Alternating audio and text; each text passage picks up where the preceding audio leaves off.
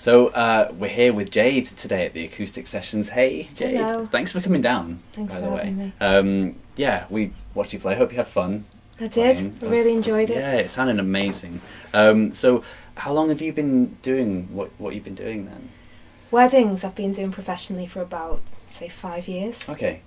But So I've played professionally for years and years before that. so what made you kind of want to take the switch into doing kind of weddings and events and whatnot? I think I just fell into it really because I was an artist for years, Right. but I didn't really like the limelight. Okay. That's what put me off being an artist. But then the switch over to weddings was kind of, you still get to create the atmosphere. Sure. Do you think that's what it's all about really when you go into weddings, is kind of creating the perfect atmosphere that someone would want at their Definitely. wedding? It's more just the ambience, I think, because you're not necessarily a feature.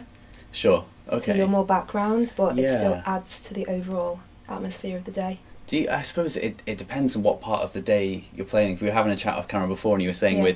with the ceremony, I've never done a ceremony or anything, but I can imagine it can be maybe a little bit intense and scary, or do you think you're like totally over that now? And I'm over it now, thank God, because that would be a worry otherwise. Wouldn't it? But at first it was definitely intimidating because it's actually the most important part of a wedding when you think about it.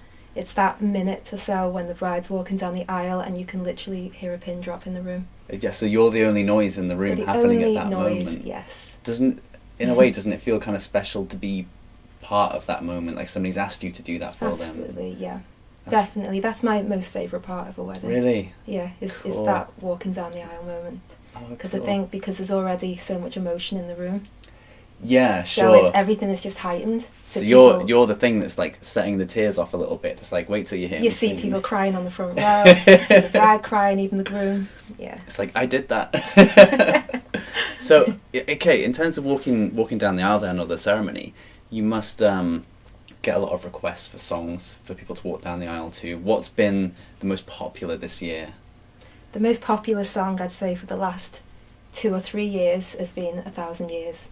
For 1,000 years, it's been 1,000 years. 1,000 years. In other words, the Twilight song. Uh-huh. Okay, so I mean, do you ever get any kind of weird oddball requests that you're like, oh, okay, I wasn't expecting to have that, or? I have. I've had somebody once asked me to do Ain't Nobody, Shaka Khan, walking down which the I aisle? did for walking down the aisle, which Wow. I was kind of reluctant, but it must have been her special song. Yeah. So I did it, but I always just try and slow the song right down Yeah. so it fits into the intimacy. That makes sense. of Did the she ceremony. have a reason as to why she wanted that song, or is it just... I don't think I asked her. That would have been my I first think question. I just learnt it and did it. Yeah. Fair play. So, after the ceremony, of course, most of the time the drinks reception Yes. that will happen. Do you find yourself kind of playing those bits quite often, or what you're most often booked for? Is that part of the day, or? Usually one of my packages is ceremony plus 1 hour during drinks reception, Cool. straight afterwards, or when they're getting their photographs done.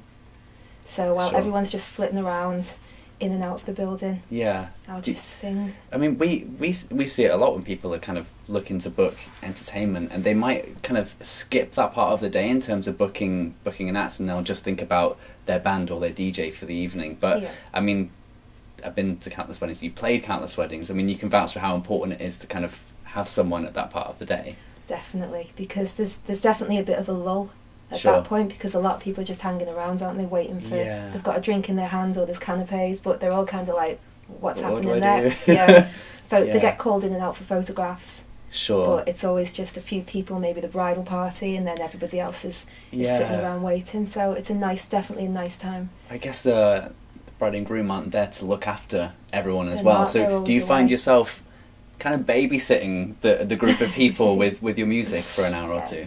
It's nice actually, because I just sit there and sing, and it's always, an afternoon set for me is always quite chilled. Yeah. So I do my more mellow songs Okay. during the afternoon. So how varied can you kind of switch up your set then for different types of events? So can you do a bit more of like a livelier set if it called for it, or? Definitely, yeah. Usually it's in the evening, pre-DJ, Yeah. I'd say, but sometimes the dance floor is full with people that just want to dance to me and an acoustic guitar. It does happen. Great. Yeah. And sometimes even the afternoon, depending on how lively the guests are. Because Yeah. sometimes you get the guests and they're quite mellow and chilled, Sure. and other times they're just a lively group of people that they've invited. And which do you prefer? I like mellow. You heard it first. That's just after doing so many of them, especially for daytime. Right, okay. Or early evening.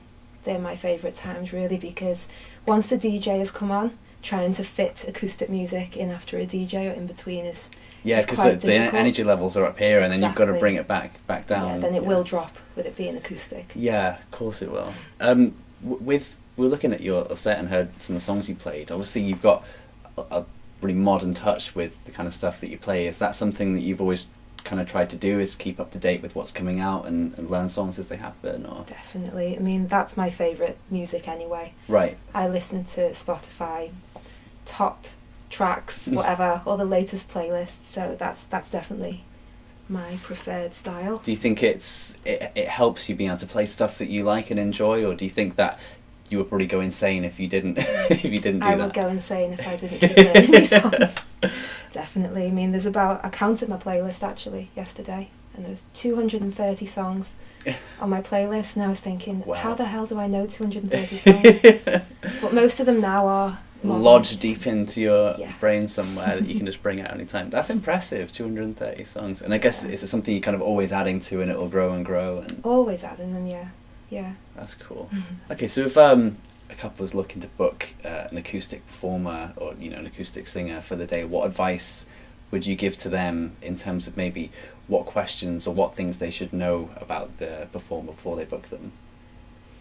I think the first thing is to know that you like their voice and you like their style of music. So, I mean, a lot of times with me, the clients will ask to see a playlist.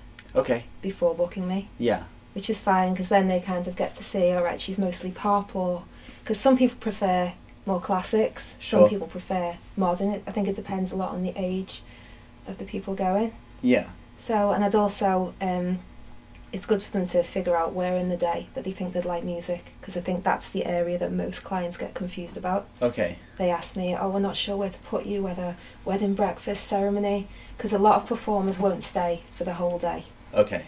So it's good to kind of go, well, maybe ceremony and drinks reception, or maybe just the drinks reception into the wedding breakfast. Because it's difficult when I think you're trying to go, we want you at the ceremony and then early evening reception. Yeah, because you've got massive time to kill. Yeah, of course. Yeah. Do you find yourself having to guide couples quite a lot in that regard, where they may, because a lot of the time this is the first time and maybe the only time that people will ever do this or book something like this, so do you kind of have to agony aunt them a little bit and sheep them in the right direction? Yeah, I mean, usually they have an idea of what they want, and they'll just ask my opinion. Do you think we should put you in the wedding breakfast or the drinks reception? And really it kind of either works. I'd say for acoustic music it works right the way throughout the day until the DJ starts, and then it's party time. Then it's party time, and they don't want acoustic music to dance to. Fantastic. And unless they're a lively bunch like exactly, before. And then it's hard work for the performer. Yeah, I bet. Cool. Well, Jade, thanks again for coming down. Thanks for performing for us. You're welcome. If you guys want to check out Jade's profile, you can see it on the Warble site, Jade Sings, and see what she's all about. So thanks, Jade. Thank you very much.